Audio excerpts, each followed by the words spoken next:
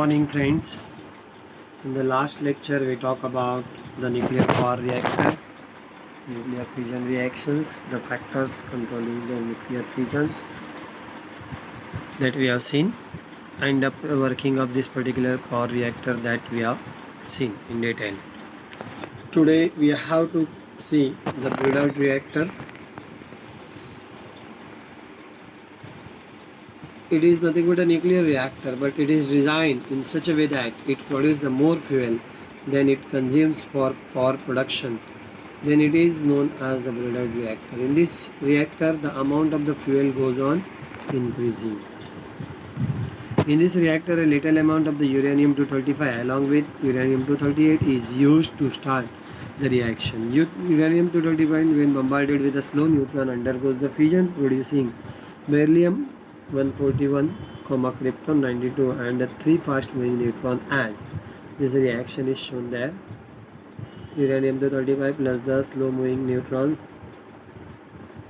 it will give you the uranium-236, that is a, and it will produce the beryllium-141 and the krypton-92 plus the 3 fast moving neutrons along with the energy. The first neutron convert fertile material uranium-238 in the fissile material of the plutonium as follows. This uranium-235 is there, that is a, uranium-235 is nothing but the, which material it is? Fertile or fissile? Fissile material. And whereas the uranium-230 is the fertile material. That fertile material will be converted into the fissile material by bombarding the fast moving neutron. It will give you the uranium-239, which will eliminate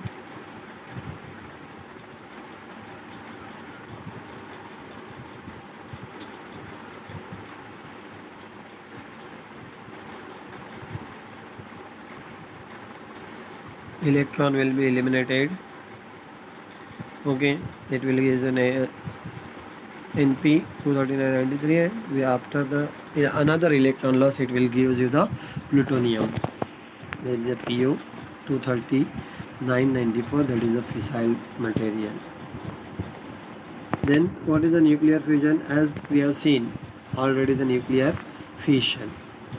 Fission is nothing but a breaking and fusion is nothing but the combination. When two or more nuclei have the low binding energy per nucleon combine to form a larger nucleus with the higher binding energy per nucleon, a small amount of the mass gets converted into a very large amount of energy. This process is known as the nuclear fusion. 4 proton will give you the helium plus 2 positron. But for such a fusion reaction to occur, very high temperature of the order of 100 million degree is required to overcome to electrostatic repulsion between the protons. Therefore, the nuclear fusion reactions are also called as thermonuclear reactions. Nuclear fusion reactions are also called as the thermonuclear reactions. Why? Because it requires the high temperature in the order of 100 millions degree. Then thermonuclear reactions occurring on the stellar bodies and the Earth. On the stellar bodies, carbon nitrogen cycle is there. This is in the main process of nuclear fusion in the stars. Stellar bodies, yes, star is the example. Star at very high temperature, the nuclear reactions are, you have shown this, different reactions are there. C12 6C12 plus proton gives you the 7N13 plus Q1, that is the energy. Again 7N13 will give you the 6C13 by emitting the positron.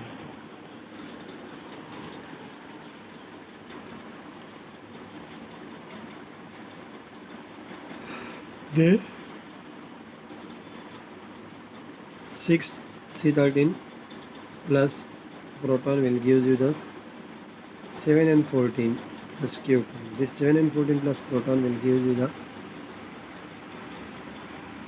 8O15, and this 8O15 will give you the 7 and 15 plus positron, and this 7 and 15 plus 1 proton will give you the 6C12 plus 2He4. The net reaction will be 4 proton will gives you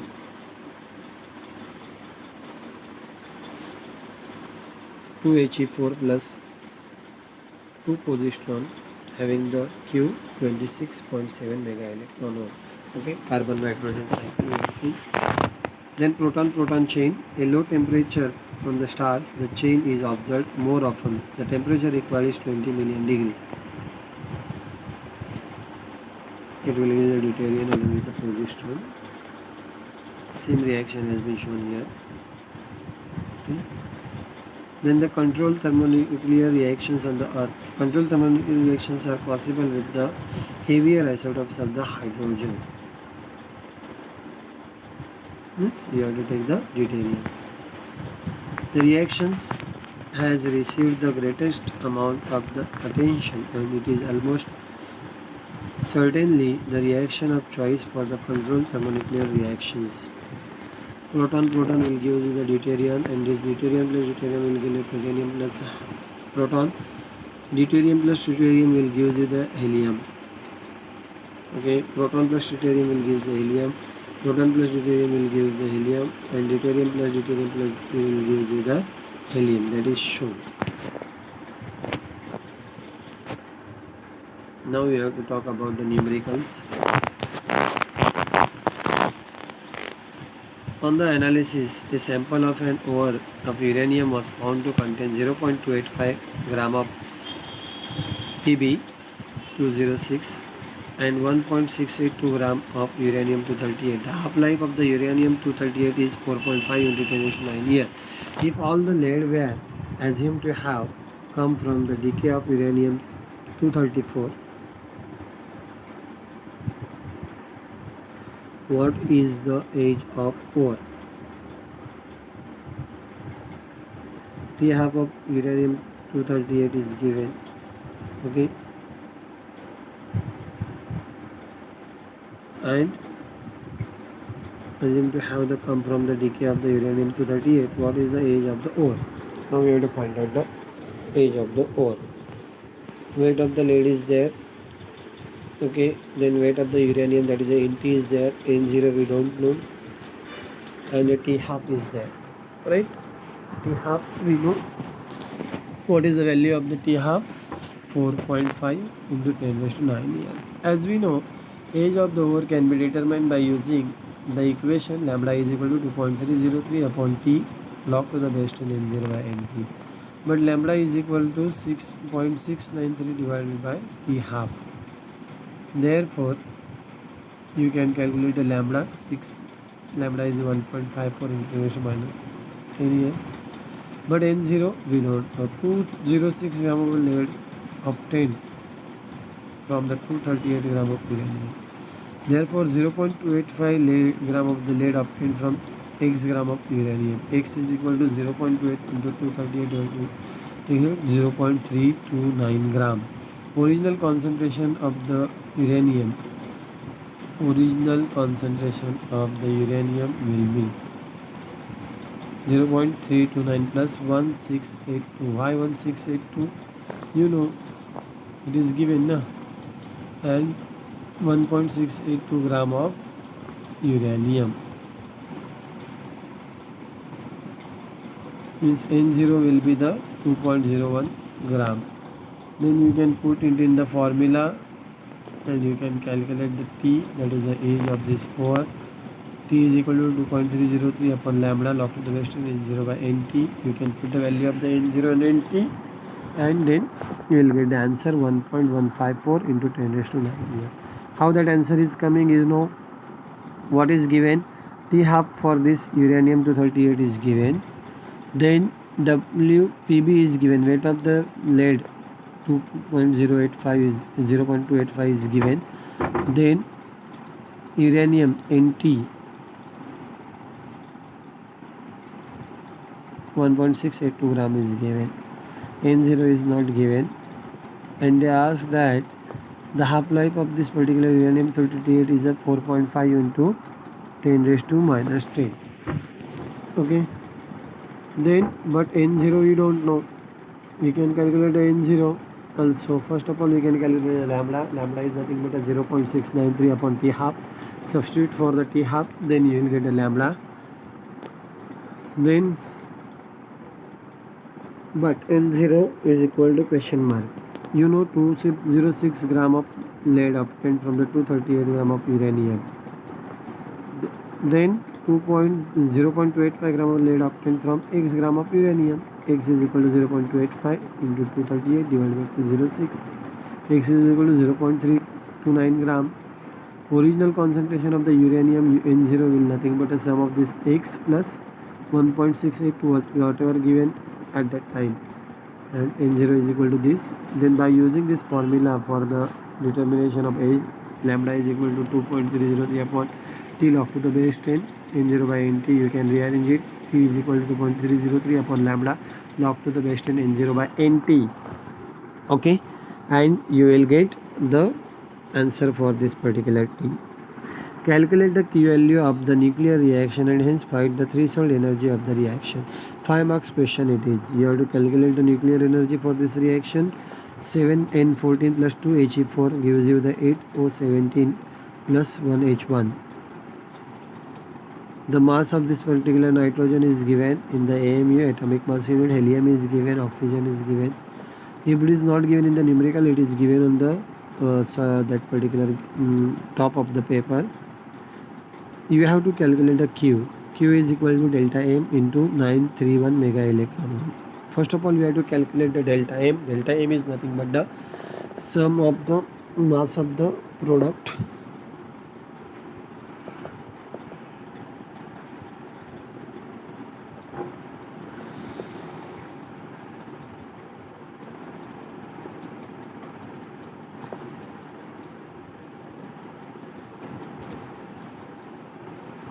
target plus projectile minus recoil nucleus plus ejected particle. You can make the sum of this thing.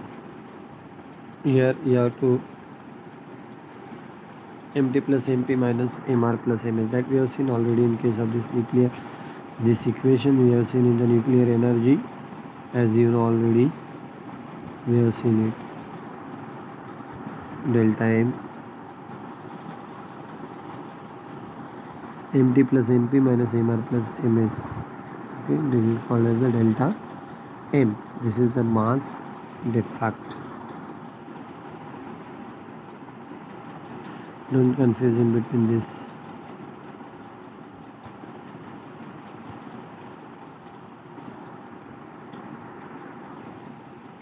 Put these values. Mt is nothing but the nitrogen, mass of the nitrogen. Mp is nothing mass of helium, that is then Mr is nothing mass of oxygen, and Ms is nothing mass of proton. You can put these values, you will get a delta M. Then you can multiply this delta M by the 931, you will get this is a nuclear energy in the mega electron volt. But threshold energy you can calculate. DTH is equal to minus Q1 plus Mp by Mt mega electron volt. That is you have to put here that nuclear energy minus in bracket minus 1.2103 in bracket, let's see, minus Q in bracket 1 plus Mp by Mt. This make the correction in the formula is that minus Q in bracket. This term will be in the bracket same like this. Okay, Mp is nothing but a mass of the proton, Mt is nothing but mass of the target. That is Mp is nothing mass of the projectile, and whereas the Mt is nothing but a mass of the target. You take the ratio of this, add in the 1 and multiply to this thing, you will get the threshold energy 1.556 mega electron volt. When it is a positive,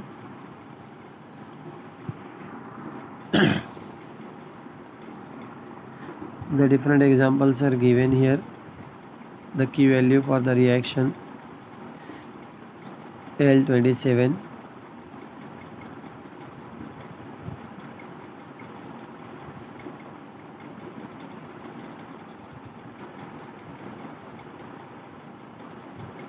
XH 25 mg 4He is 6.7032 mega electron. Give the isotopic mass of the 2H.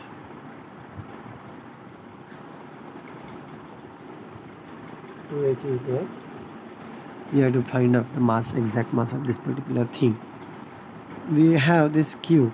First of all, we have to calculate the delta M. Delta M is equal to Q by 931. It will delta M is equal to 0.072 AMU.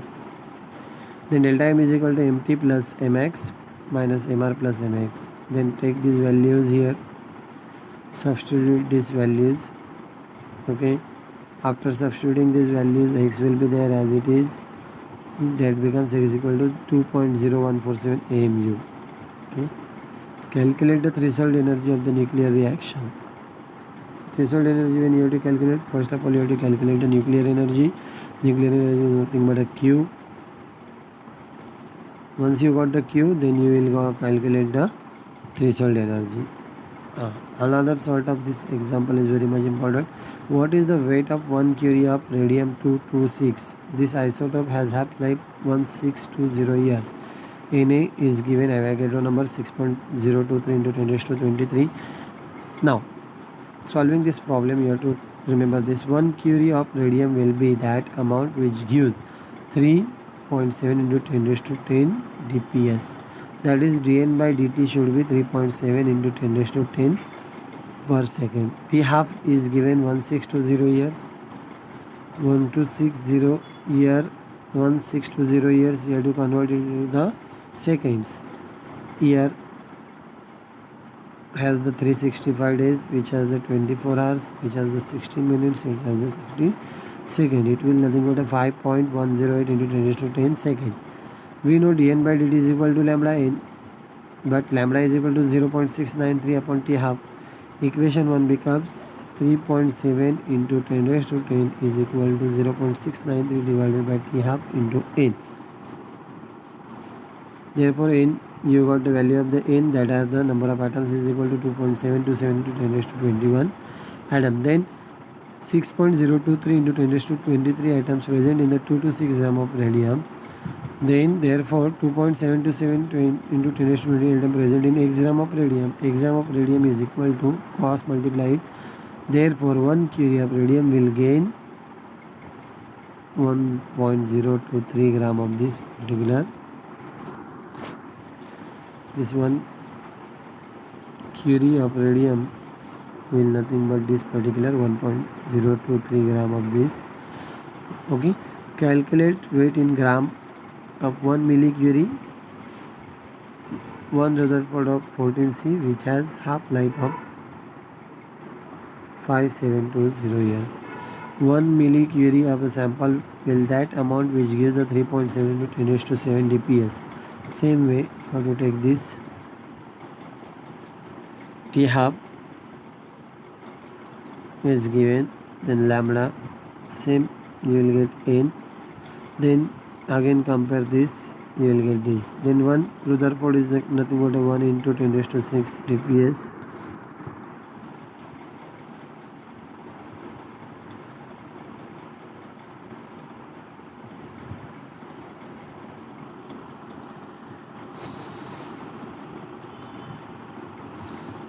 Same formula you have to take, whatever we have taken already, and then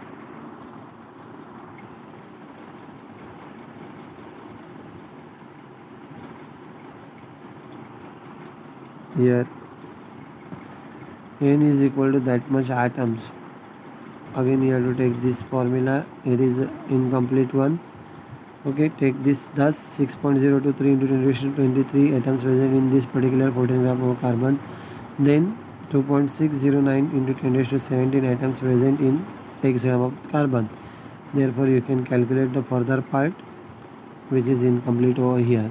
Okay, here the third unit of this physical chemistry has been finished. Please try the various numericals, try it well.